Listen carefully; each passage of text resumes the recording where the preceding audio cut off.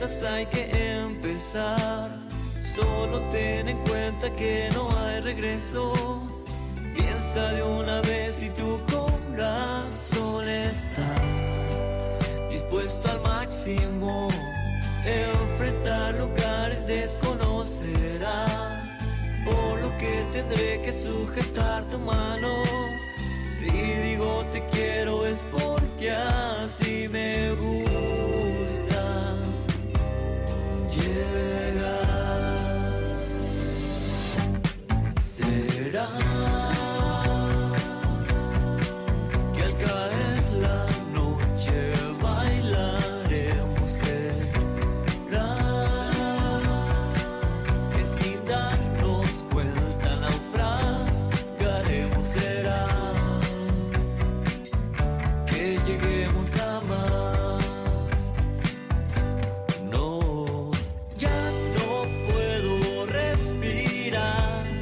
Creo que tendrás que llevarme a esa vez donde el mundo entero pertenece a tus ojos, donde empezaba toda la emoción. Si buscas el mar, anda, ven conmigo, yo te voy a llevar.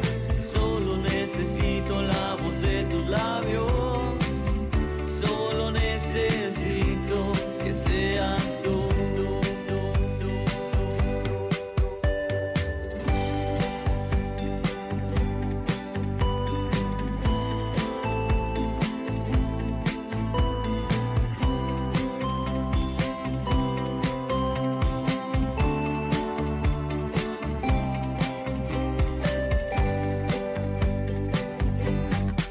Será que al caer la noche bailaremos. Será que sin darnos cuenta naufragaremos. Será que lleguemos a amar. Ya no puedo respirar. Creo que tendrás que llevarme a esa vez donde el mundo entero pertenece a tus ojos, donde empezaba toda la emoción.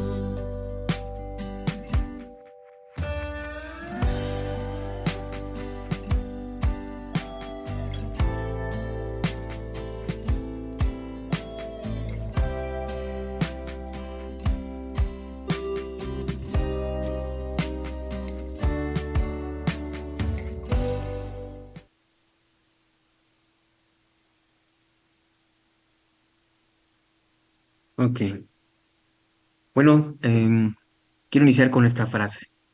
Cuando la situación es buena, disfrútala. Cuando la situación es mala, transfórmala. Cuando la situación no pueda ser transformada, transfórmate tú. Hola, gracias a todos los que nos escuchan el día de hoy. Mi nombre es Itzael Coronado. Soy profesor de robótica desde hace 7 años.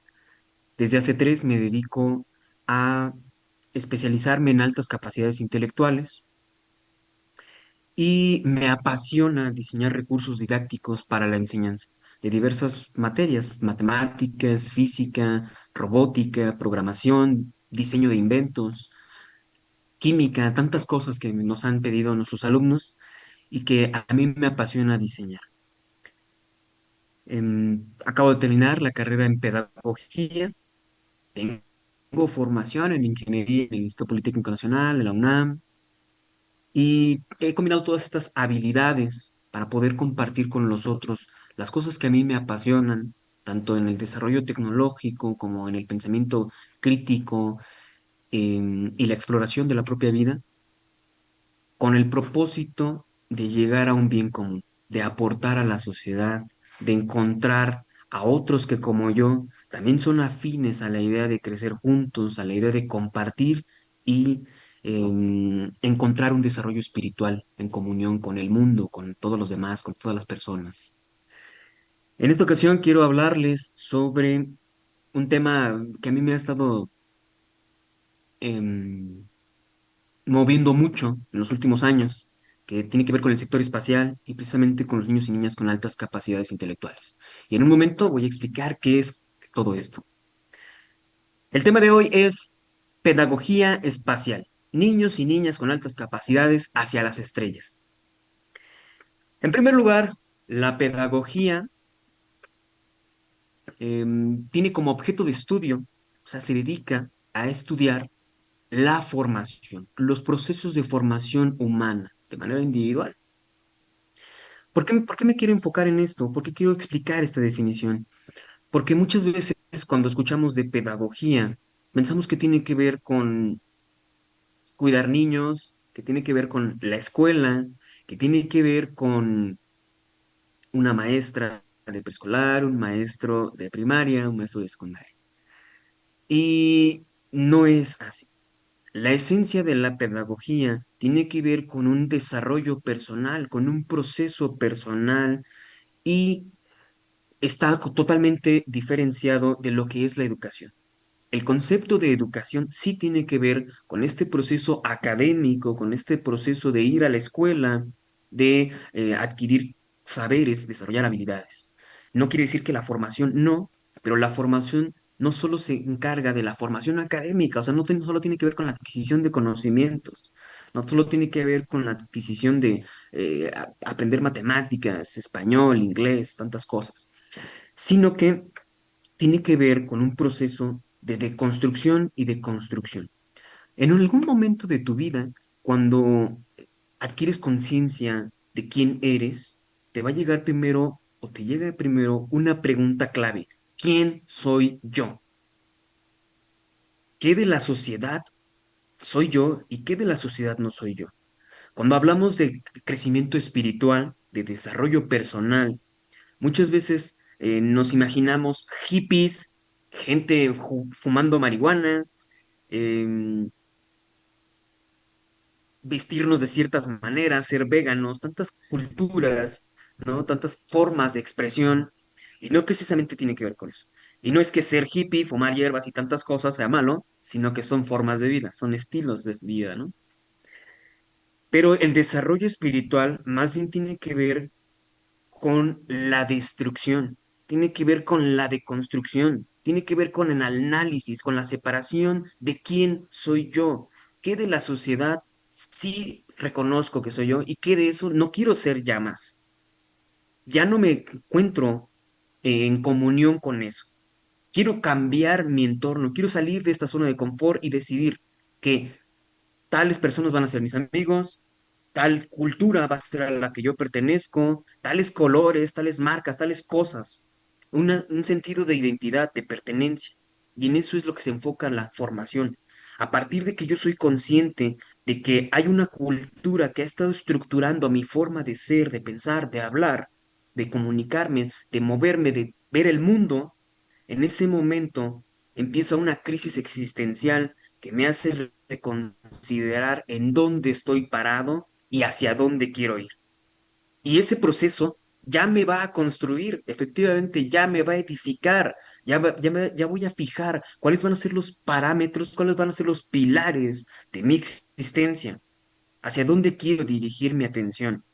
Muchas personas, sobre todo en psicología, habremos escuchado esta situación de que infancia determina tu destino.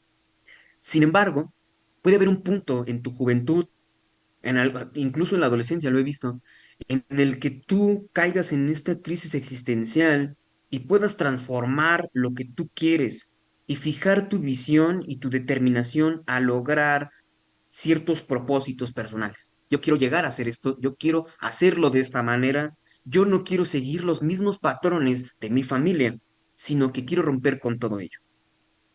Uno de los autores que a mí me encanta, que habla de la Bildung, que es un tema muy específico en un término alemán sobre la formación, dice que no hay un camino para la felicidad es el camino. Es otra de las cosas en las que se enfoca la formación, en el autocultivo personal hacia un propósito superior. Y ese propósito superior no puede ser más magnífico que buscar la felicidad.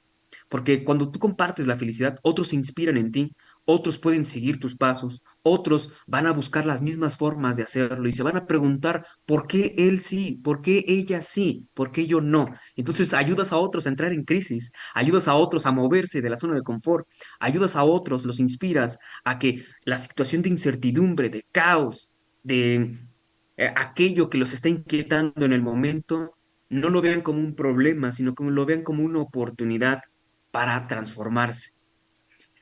Eh, Johann Wolfgang dice que la felicidad no deberíamos entenderla como los parámetros en los que la sociedad nos marca, que es una mentira mercadotecnia, sino que debemos entenderla como un proceso dinámico en el tiempo y continuo hacia la realización personal. En suma, la vida es un viaje de descubrimiento y no hay nada más maravilloso que descubrir que a ti mismo, el desarrollo de tus propias capacidades individuales y la autotrascendencia. Y todo esto solo va a ser resultado de una armonía interior, de ser auténtico, de encontrar un medio de plena autoexpresión y cumplir tus propósitos, vivir tus pasiones. Todo ello es el equilibrio del ser humano consigo mismo y con el entorno. Y esto suena tan hermoso, pero llegar a ello tiene que ver con poder enfrentarte a tus miedos, a tus verdades, a poder enfrentar tus defectos, a poder construir desde lo que no te gusta, construir en lo que sí te gusta y fortalecerlo. De ello tiene que ver la formación, tiene que ver con qué quiero ser y cómo lo voy a lograr. Me gusta esta idea de pedagogía espacial, porque durante a lo largo de la historia, la humanidad ha tenido diferentes modelos de formación de las personas, de ciudadanos, de sus países, de sus civilizaciones. Uno de los ejemplos más claros y que tenían claro qué tipo de hombre querían formar fueron los griegos. Y los griegos basaban su concepto de formación del hombre como un hombre virtuoso, es decir, que todo aquel ciudadano griego debía aspirar a ser un hombre virtuoso. Cuatro virtudes principales o cardinales de los griegos. Número uno, la prudencia, la justicia, la fortaleza, la templanza. Ellos tenían claro que el hombre tenía que ser bello, fuerte y sabio. En ese sentido, la prudencia refiere a la sabiduría con la que te mueves en el mundo. Es decir, que tienes la capacidad de discernir, de identificar, de diferenciar cuáles serían las decisiones correctas a tomar en determinados episodios de tu vida. Y pongamos un claro ejemplo, por ejemplo, la guerra, ¿no? El estar en la guerra y perder la calma, tomar una mala decisión, no pensar, no reflexionar sobre una decisión, podría tener consecuencias catastróficas. Entonces ellos tenían que moverse con prudencia. Esto implica, pues, reflexionar cada paso que hacemos, ser racionales, actuar con lógica y, sobre todo, considerar las consecuencias de cada una de nuestras acciones, no solo en el campo de batalla, sino en toda la vida. Justicia. Ellos hablaban de justicia como una virtud para actuar con equidad, con imparcialidad, para tratar a los otros de buena manera conforme al respeto de sus derechos, conforme a ser conscientes de las normas sociales y las responsabilidades sociales que todos tenemos, pero sobre todo algo muy importante, la búsqueda del bien común. Es decir, que el bien común sobrepasa todo lo individual. Y la fortaleza. Cuando hablamos de fortaleza, en los griegos no solo tenía que ver con tener grandes cuerpos esculturales, sino con una fuerte referencia a la valentía del ser humano, a la resistencia frente a los desafíos. Hoy en día le llamamos resiliencia, el cómo se sobreponen ante tantas dificultades. No solo se trataba, no, repito, de la fuerza física, de la valentía física, la capacidad física, sino de ellos hablaban de una fortaleza moral, una perseverancia por buscar la virtud, por buscar la excelencia. No hablaban de perfección, pero sí hablaban de hacer bien las cosas. Fortaleza que implicaba enfrentarse a uno mismo y vencer los miedos, actuar con integridad en todo momento de la vida. Estamos hablando de que formación es un proceso continuo. Y templanza. La templanza estaba relacionado principalmente con el autodominio, el autoconocimiento, el autocontrol.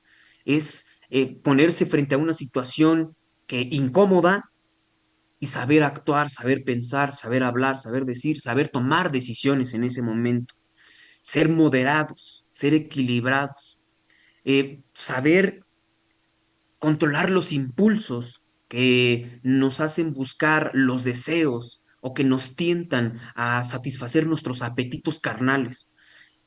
Y moderar, o sea, moderarse en todos los sentidos, no solo en la forma de actuar, sino en lo físico, en el cuidado de sí mismo, el saber identificar cuáles eran los beneficios de satisfacer un placer inmediato a el beneficio de hacer sacrificios para lograr un bien superior.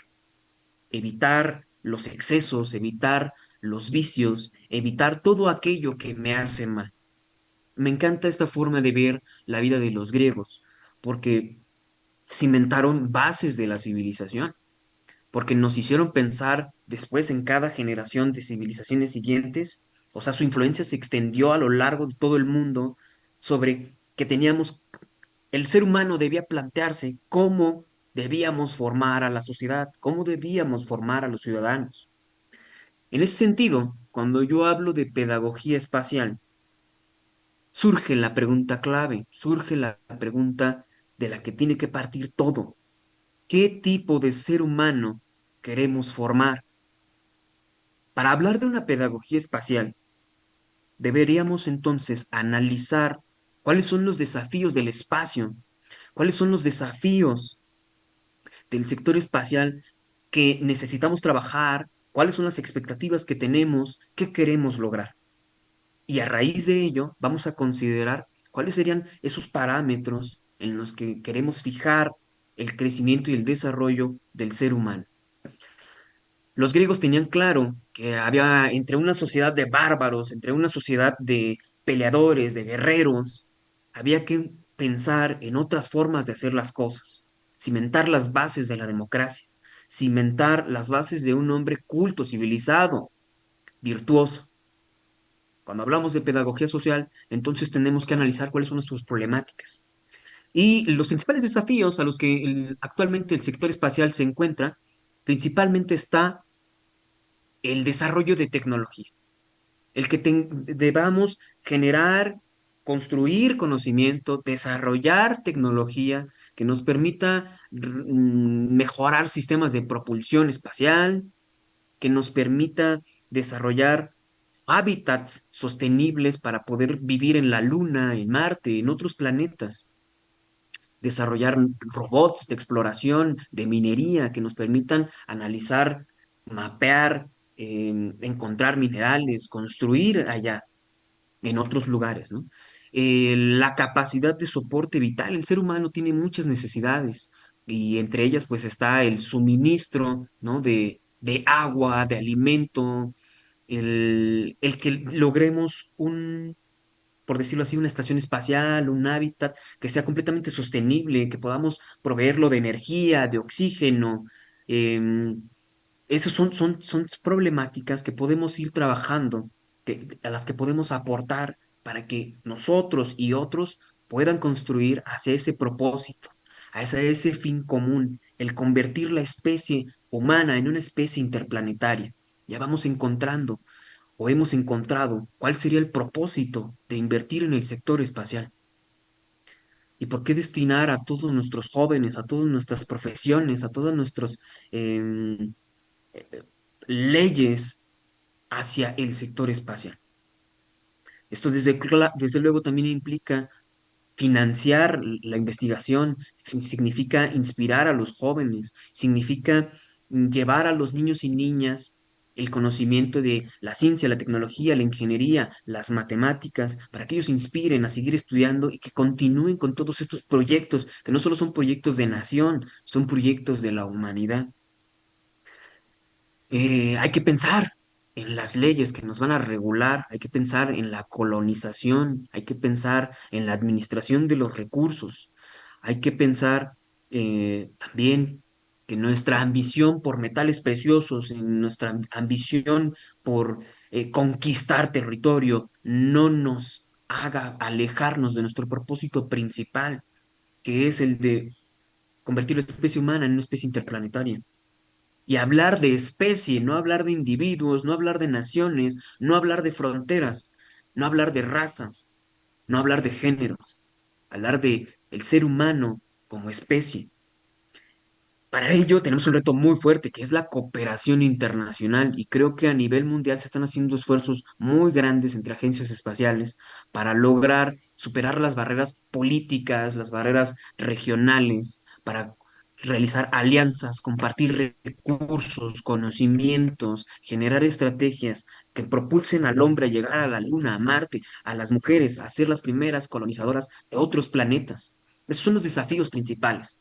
Entonces, en ese sentido, la pedagogía espacial nos haría pensar también en personas que deben de estar preparadas en diversos campos interdisciplinarios, personas que deben de estar preparadas para enfrentarse a situaciones de aislamiento extremo, a situaciones extremas ambientales, en situaciones en las que cualquiera, cualquier persona que no estuviera preparada podría tomar una mala decisión. Una persona que debería tomar decisiones críticas en momentos críticos para salvar su propia vida y la de o muchas otras personas. Em, no solo basta el conocimiento técnico, no solo basta la habilidad para desarrollar ciertas cosas, sino que es necesario desarrollar habilidades fundacionales que nos permitan pensar en una nueva forma de actuar, que nos permitan pensar en el colectivo, que nos permitan ver más allá de nosotros mismos. En ese sentido, yo deposito mi esperanza en los niños y niñas con altas capacidades intelectuales, porque en el desarrollo de tantos años que he trabajado con niños y niñas, me he dado cuenta que las necesidades que este segmento de la población tienen nos pueden ayudar a catapultar a toda la población en general. Cuando hablamos de altas capacidades intelectuales, hablamos de niños y niñas que tienen una sed por el conocimiento, que les gusta hacer muchísimas cosas. Hablamos de multipotencialidad. Y ciertamente muchas personas que son ajenas a altas capacidades piensan que los niños y niñas son niños y niñas sobreestimulados, sobreprotegidos por sus padres, que les han dado todo, que los presionan para que sean los mejores en cada cosa. Y no se trata de eso, no se trata de que el niño esté sobreestimulado, que la niña sea sobreprotegida y por eso le pedimos que haga tantas cosas y se le autoexige. No, tiene que ver con una capacidad cognitiva. Y es una capacidad cognitiva en la que un mal diagnóstico nos podría llevar a medicar a un niño, a una niña con altas capacidades, para que estuviera tranquila en la escuela, para que fuera relajado, para que no piense tantas cosas, para que duerma mejor. Y podríamos estar cometiendo un error, cuando lo que deberíamos buscar sería canalizar todas esas destrezas, todas esas inquietudes, todas esas necesidades con enriquecimiento curricular, con actividades extracurriculares, con la plena comprensión de su ser, de sus necesidades, de quiénes son, de las capacidades que pueden tener, porque hablamos de potencialidad, y al hablar de potencialidad no quiere decir que ya lo saben todo, que ya lo pueden todo, sino que necesitan apoyo para desarrollar todo lo que son capaces de lograr. Joseph Renzulli habla de el modelo de enriquecimiento y nos pone una metáfora muy buena como lo es el movimiento de las olas del mar. Cuando la marea sube, arrastra todo. Cuando estos niños en el aula exigen mejores cosas, mejores condiciones, profundizar en el conocimiento, retos de verdad importantes, trascendentales, que tengan que ver con algo que ellos relacionan en su contexto, nos están pidiendo a nosotros, a los docentes, a los pedagogos, psicólogos, a quienes diseñan los modelos educativos, que se centren en algo diferente a la mera transmisión del conocimiento, al mero cumplimiento de protocolos, a la mera realización de evidencias de productos, sino que se centren en algo más significativo, algo que de verdad sea trascendental. Si nosotros canalizáramos a los niños y niñas con altas capacidades hacia estos desafíos, lograríamos grandes cosas. ¿Por qué? Porque son niños que ya están en nuestras aulas cuestionando por qué el profe quiere que yo repita lo mismo de biología que vi el año pasado, pero ahora quiere que haga otra cosa, quiere que haga un mapa mental, quiere que haga una maqueta. Yo ya entendí lo que es la biología, yo ya entendí las partes de la célula, yo ya entendí cómo funciona el ciclo del agua, yo ya entendí, yo ya sé escribir, yo ya sé expresarme. ¿Por qué no lo estamos haciendo? ¿Por qué no hay un reto más allá? Y si bien es cierto que dentro de la norma siempre nos vamos a ubicar para poder determinar qué tan bien o qué tan mal estamos, lo importante sería poder encontrar en las habilidades, debilidades, fortalezas de cada uno de nuestros alumnos una oportunidad para inspirarlos a hacer más. Hay personas, hay chicos que llegan a la preparatoria y todavía no saben qué quieren hacer de su vida. Tiene que ver con muchas cosas, no solo tiene que ver con nuestros modelos educativos, tiene que ver con el contexto en el que viven. Hace poco eh, salí aquí a la calle con mis vecinos a lanzar un cohete de agua propulsado con una bomba de aire. Y entre los lanzamientos me puse a escuchar las cosas que ellos decían. He hecho este experimento con muchas personas, con muchos chicos, con muchas chicas, y siempre voy a escuchar, o sea, siempre he escuchado palabras como, wow, sorprendente, qué genial, hay que hacerlo de nuevo. Sin embargo, en este contexto específico, preciso, en el que está lleno de violencia, de narcocultura, de tantas cosas nocivas, vicios y tantas cosas, las palabras de ellos eran literalmente groserías, palabras antisolantes. Imagínense que sale el cohete disparado 10 metros hacia el aire y la palabra de expresión de emoción del chico es ¡Ala! Ponga usted aquí palabra antisonante, ¡pi! ¿No? ¿Por qué? Porque tiene que ver con su cultura, tiene que ver con su contexto, tiene que ver con lo que vive, con los problemas que tiene. Seguía yo platicando con ellos y de repente les digo, chicos, el día que ustedes tengan alguna situación, eh, algún problema con matemáticas, con física, se pueden acercar conmigo, yo los puedo apoyar, con gusto, estoy para servirles. Y uno de ellos sale y dice, me parece muy bien, pero yo tengo problemas en mi casa, ¿a mí me puede ayudar con eso?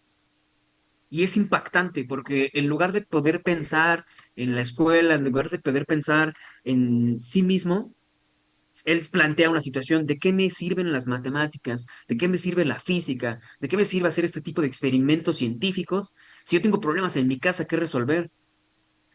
Entonces, em, si nosotros pudiéramos plantearle a este chico una visión diferente, una forma de transformar esa realidad que él ya no puede cambiar, pero que sí puede cambiarse a sí mismo y canalizar sus inquietudes al sector espacial, seguramente lograríamos eh, eh, algo trascendente en su propia vida.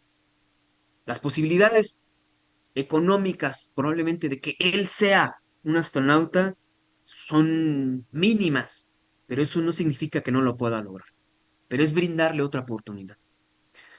Este reto de poder diseñar en mis clases videojuegos, estrategias didácticas para poder abordar ciertos tipos de conocimientos que me han pedido niños y niñas con estas capacidades, me ha ayudado a mí a trabajar la atención con niños con autismo, niños con TDAH, ayudarles a descubrir que, ok, no son buenos en matemáticas, pero sí son buenos para poder expresar y contar y desarrollar una historia, que sí son buenos para ingeniarse mecánicas de videojuegos, que sí son buenos para pensar en un algoritmo, para resolver un problema y que un robot llegue de un punto a otro. Es un robot virtual, pero por lo menos tengo el concepto, tengo la idea y puedo hacerlo. Y no necesariamente lo que me han dicho de que porque saqué malas calificaciones soy bueno y no voy a hacer algo en la vida, sino que tengo otras habilidades que puedo desarrollar. Trabajar con niños y niñas con altas capacidades a mí me ha brindado la oportunidad de explorar múltiples formas de enseñanza. Pensamiento complejo, aprendizaje basado en proyectos, aprendizaje situado, servicio, explorar tantas maravillosas formas en las que el ser humano es capaz de aprender. Yo me preguntaba, cuando inicié en esto de los videojuegos, ¿por qué a los niños y a las niñas les gustaban los juegos de violencia? Estos juegos en los que tienes que salir a matar a la gente con una pistola, tienes que salir a matar a la gente con un rifle, tienes que ver sangre con cuchillos, violencia, eh, monstruos que se comen a los niños. O sea, ¿por qué les llamaba tanto la atención? Y la verdad es que tiene que ver, desde mi percepción personal, con cómo lo relacionan con un aspecto de la vida cotidiana. Cómo quisieran escapar, cómo quisieran destruir aquello en lo que están inmersos. En muchas de las situaciones que yo he vivido con mis alumnos, con mis alumnas, he observado eso. Y lo he observado tanto en su comportamiento, tanto en lo que he escuchado y puedo describirles y compartirles a ustedes.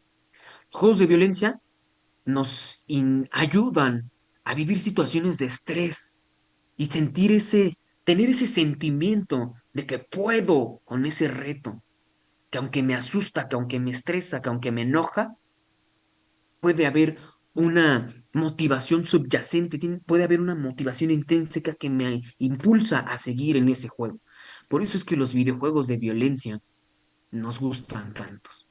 Por eso es que los juegos que nos estresan nos gustan tanto, porque hay una recompensa en el proceso que disfrutamos y que al lograr cierto objetivo específico nos llena de tanta satisfacción. Yo, como profesor, analicé eso y lo llevé a mi aula. Entonces, busco a los chicos no someterlos a un estrés, sino canalizar eso en lo que tienen interés, aquello que les gusta tanto, que les apasiona, de lo que no pueden dejar de hablar en el aula, y convertirlo en un tema para poderles enseñar lógica, secuencias estructurales, secuencias de control, programación, robótica, analizar las matemáticas. ¿Para qué me sirven las matemáticas? Como dato curioso, las matemáticas no solo sirven para hacer cálculos, las matemáticas sirven para tomar decisiones, para fortalecer nuestro pensamiento crítico, para fortalecer nuestro buen juicio, nuestro autodominio, poder poner a echar nuestro pensamiento para poder resolver, para observar todas las posibilidades, para contemplar las probabilidades, para poder alcanzar a visualizar y discernir cuáles van a ser las consecuencias de mis acciones. Estamos hablando de que se puede fortalecer muchísimo la prudencia con las matemáticas, pero no es un tema que se toca en el aula. Quiero ver cómo andamos de tiempo.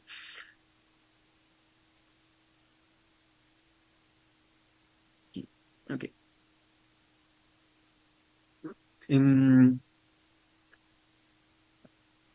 Parte de ello, o sea, las habilidades que necesitamos desarrollar para poder pensar en un ciudadano espacial interplanetario que se va a enfrentar a los desafíos espaciales, tiene que ver con lo que podemos hacer ahora, con lo que hacemos ahora.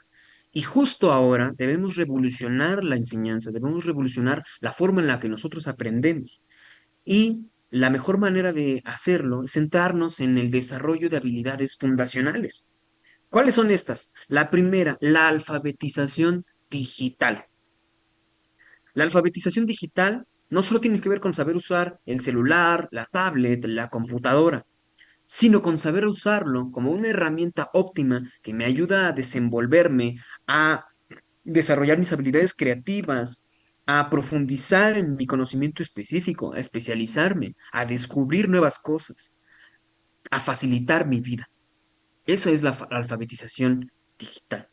Hoy en día, muchas personas todavía no usan ChatGPT para mejorar su trabajo, para mejorar, hablando de docentes, para mejorar su práctica educativa, hablando de emprendedores, para mejorar sus métodos.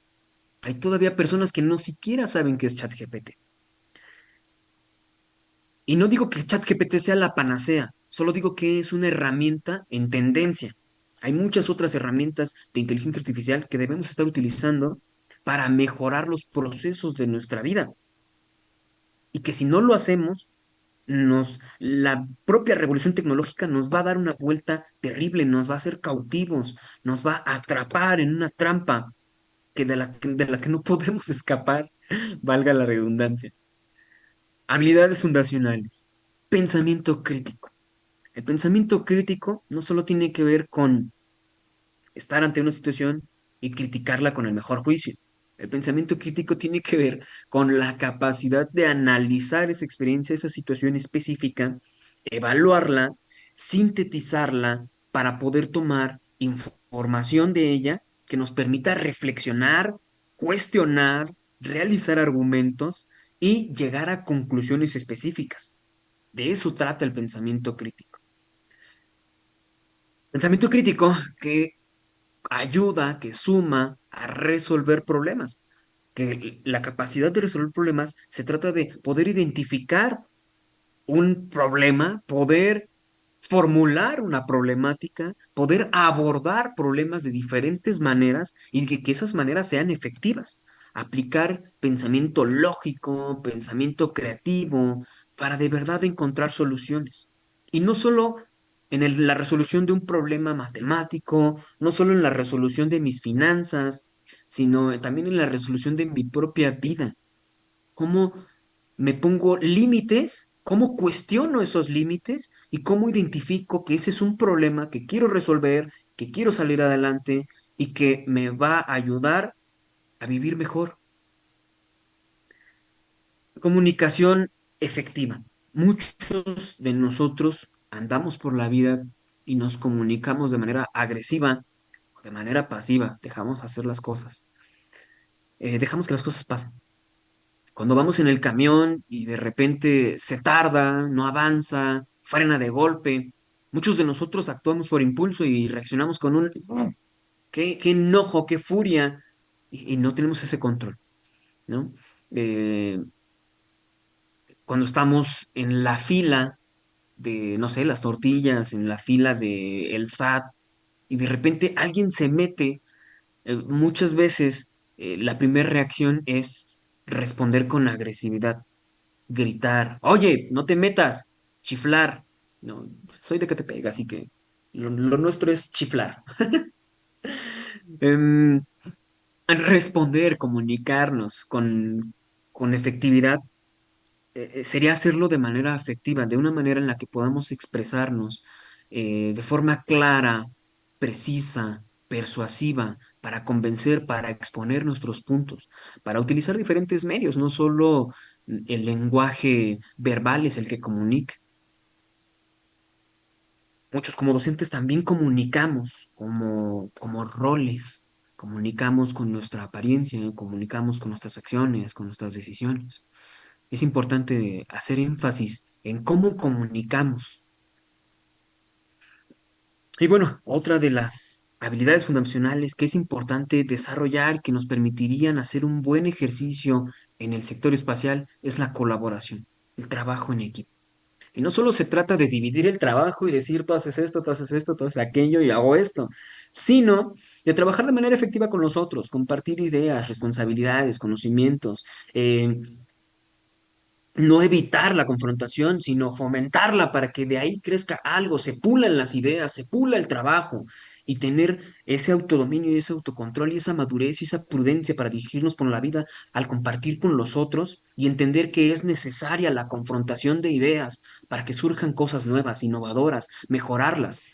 Es importante aprender a trabajar y colaborar juntos. De otra manera, seguiremos poniendo barreras, naciones, nombres, y no pensaremos en nosotros como especie, una especie que necesita salvarse, una especie que puede lograr más, una especie que tiene la capacidad de llegar a las estrellas, pero no llega ni a la esquina por su ego, por su narcisismo, por su megalomanía, por sus ambiciones.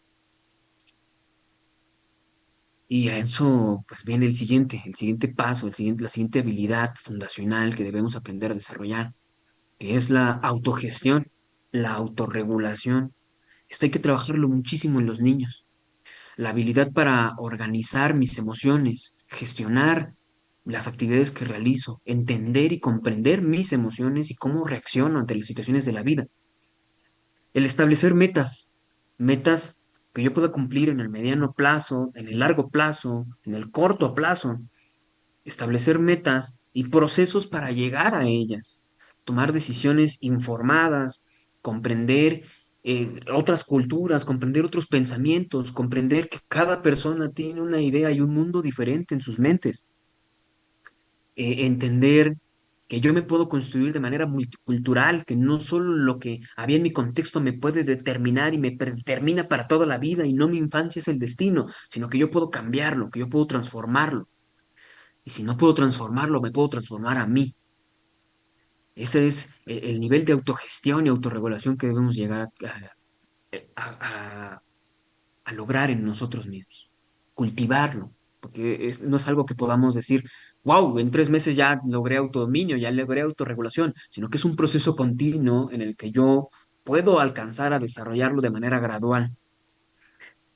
Esto nos lleva pues a pensar en nosotros como parte de una cultura y de una multicultura global, que somos seres complejos y como seres complejos, nuestra cultura también es compleja y que podemos enriquecernos de tantas cosas que hay en el mundo y que si pudiéramos enriquecernos de las cosas que hacen tantas personas, podríamos hacer las cosas de manera mejor, que podríamos mejorar la forma en la que cultivamos mango, la forma en la que comemos, nos vestimos, la forma en la que desechamos nuestra basura, la forma en la que transformamos esa basura en otras cosas, la forma en la que cuidamos nuestra salud, las leyes y reformas y modelos educativos que han llevado, por ejemplo, a Japón a ser una sociedad que se involucra en la limpieza, en la disciplina, en el esfuerzo, que se enfocan. Por ejemplo, en Finlandia, en la felicidad, que se enfocan, o sea, cómo lo han logrado ellos y cómo podemos lograrlo nosotros, cómo podemos transformar nuestra realidad. ¿Cómo podemos pasar de ser una población que solo consume a ser una población que genera conocimiento, que suma esfuerzos hacia un bien común, hacia un bien superior? Cuando nosotros podamos pensar que somos multiculturales, que somos complejos, que pertenecemos al mundo, entonces estaremos pensando como especie. Y pensar como especie debería ser uno de los propósitos principales de la pedagogía espacial, el poder pensar en la humanidad y en todos los beneficios que el desarrollo de la tecnología y el desarrollo del conocimiento pueden tener, o sea, cómo todos sus estragos pueden beneficiar a todo el mundo, beneficiar en el desarrollo de sistemas para la mejora del medio ambiente, para aminorar la contaminación, para reforestar nuestras áreas verdes, para revertir el daño climático, para revertir eh, la baja tasa de natalidad que tenemos actualmente y dentro de los próximos 10 20 años va a ser un problema, que nuestra población va a ser mayormente de personas, de adultos mayores que de jóvenes. Estamos envejeciendo más de lo que nacemos.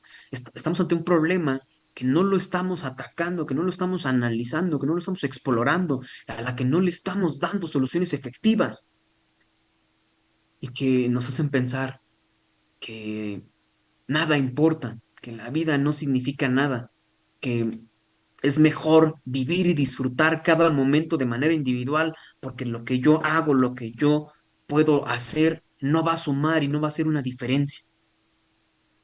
Cuando pensamos como especie, podemos pensar en que de la sociedad, de aquello que yo no soy, que ya descubrí a lo que sí pertenezco, puedo yo sumar, puedo yo aportar. Y es por eso que me encanta trabajar con niños y niñas con estas capacidades, porque esa capacidad cognitiva natural que tienen los ha llevado a desarrollar empatía, sensibilidad, extrema curiosidad, el no querer ser parte de las normas sociales y cuestionarlo todo, el decir, ¿por qué las cosas se tienen que hacer así? ¿Por qué lo que como tiene que ser de esta manera? ¿Por qué el profesor es incuestionable? ¿Por qué el sistema me dice que para ser feliz debo de ser esto? ¿Por qué la gente dice que esto es el éxito? ¿Por qué no pensarlo de esta manera? ¿Por qué no reinventar una jugada de ajedrez? ¿Por qué no plantear mis propias normas? ¿Por qué no pensar de otras maneras? ¿Por qué lo que hago solo me satisface a mí? ¿Por qué lo que hago no ayuda a los demás? ¿Cómo puedo yo ayudar a los demás? Hace poco abrimos un espacio para que algunos chicos compartieran con otros chicos de su edad, con otros niños y niñas, talleres. Y uno de ellos se propuso una idea, se propuso la idea de llevar paz a la región en la que vive. La región en la que vive está envuelta en tanta violencia que él, motivado y guiado, impulsado por su sensibilidad social, se preocupa por ello y buscó una solución. Entre las cosas que investigó, que estudió, que le llamó la atención, encontró que había una leyenda que dice que si realizas 1000 grullas de papel, se te puede conceder un deseo. Y en lugar de este chico pensar en un deseo personal, un deseo que pudiera satisfacer sus ambiciones, que pudiera impulsar su codicia hacia algo material, este chico impulsó su pasión, su curiosidad, su inquietud a buscar la paz de su comunidad. Un chico que en la escuela sufrió bullying por parte de sus compañeros, por parte de sus maestros, de sus maestras, incomprendido por la sociedad y se preocupa por la sociedad. Es algo tan increíble. Si nosotros pudiéramos encontrar la forma de desarrollar ese pensamiento, esa exploración, esa sensibilidad para con el mundo, con otros chicos y replicarlo, lograríamos entendernos como especie. Finalmente, hay una habilidad fundacional muy importante de desarrollar, el aprender a aprender. Aprender que el aprendizaje es continuo, aprender que no todo lo que aprendí es verdad y aprender que no todo lo que aprendí es definitivo, sino que puedo aprender, que puedo dejar viejas prácticas y puedo transformarme. Pedagogía social, pedagogía espacial. Niños y niñas con altas capacidades hacia las estrellas. Yo pienso que si logramos inspirar a más niños y niñas a llegar al espacio, encontraremos los medios para impulsarlos a seguir estudiando desde cualquier contexto en el que estén, para impulsarlos a compartir con los otros, sin importar el contexto en el que estén, para que ellos nos enseñen a nosotros cómo convivir y compartir con los demás, para que ellos nos enseñen a nosotros cuál es el camino para desarrollar de manera disruptiva, qué cosas no hemos pensado. Si nosotros les brindamos los recursos para que desarrollen tecnología, para que desarrollen inventos, apps, programas, nuevas formas de cultura, nuevas formas, nuevos modelos educativos, encontraremos soluciones para tantas barreras para el aprendizaje, encontraremos soluciones para tantas enfermedades, encontraremos soluciones para tantos problemas que hoy atañen a nuestra sociedad. Ha sido para mí un placer eh, compartir con ustedes todos estos pensamientos y finalmente quiero leerles unas palabras para que podamos terminar esta sesión, porque yo dedico mi trabajo y mis investigaciones y seguiré dedicándolo a ello, mis pensamientos sobre cómo compartir es crecer juntos a los niños y niñas con altas capacidades, a quienes considero cazadores de fuego. Enumero y analizo múltiples tipos, perdón, Dabrowski reconoció que había diferentes personas que experimentan estímulos diferentes de diferentes maneras y con intensidades diferentes. Enumeró y analizó múltiples tipos de intensidades que los investigadores creen que se adaptan a diferentes personalidades y características. Mencionó algunas, como lo son la sobreexcitabilidad psicomotriz, sensitiva, intelectual, imaginativa, emocional, pero tal vez hay otra sobreexcitabilidad distinta, la sobreexcitabilidad de ser intenso sobre la vida misma, la intensidad de estar sobreexcitado todo el tiempo. Aquellos que son sobreexcitables dentro y alrededor de todas las áreas de intensidad. En otras palabras, aquellos de nosotros, aquellos de ustedes, aquellos de esas personas con esas capacidades, que tienen intensidades múltiples, que causan una clase diferente de reacción al mundo, que las intensidades únicas o dobles o incluso triples y tienen un tipo de personalidad y fuerza motriz que los empuja a experimentar todo al máximo grado posible. Los buscadores de emociones, los pobladores, los probadores de límites, los que persiguen las pasiones y que persiguen las ideas hasta que quedan agotados totalmente, física y mental. Estas personas no solo son intensas en algunas áreas, como intensamente activos o intensamente académicos, son intensas en cada área e intensos en todas sus intensidades. Son los únicos que no pueden descansar, los únicos que no pueden dejar de querer más y más. Son ellos los perseguidores de pasiones. Nada es suficiente para este tipo de persona superdotada. No hay suficientes desafíos, no hay suficientes límites por explorar en cualquier área. Correrán hasta que sus cuerpos se derrumben si les das una carrera. Esquiarán la carrera más dura y luego encontrarán la siguiente, la más difícil, si descubren que existen. Empujan sus propias metas académicas hasta que se han certificado en tantos campos que parecen ser estudiantes para toda la vida. Se imaginan y sueñan las cosas locas y luego luchan eternamente para encontrar si esas fantasías realmente existen. Serán el mejor amigo de todos y sin embargo nunca encajan con nadie completamente. Son extremadamente introvertidos algunas veces. Y luego pueden ser los más extrovertidos, los cazadores de fuego. Son las llamas mismas. A menudo atraen a otros cazadores de fuego, pero también crean tanta intensidad que muchos pueden quemarse. Como cazadores de fuego, el mundo parece increíblemente grande y maravilloso, y sin embargo extremadamente pequeño y confinante. Nunca hay suficiente tiempo, nunca hay suficiente por hacer, nunca hay suficientes cosas por aprender, suficientes formas de amar, suficientes formas de expresar, suficientes emociones por experimentar, suficientes formas de soñar, suficiente vida por experimentar, suficientes lugares a los que ir, suficientes desafíos por superar. Pensadores de fuego. Gracias, espero tener la oportunidad de compartir con ustedes en otro momento comentarios y consideraciones respecto hacia la formación y la pedagogía espacial.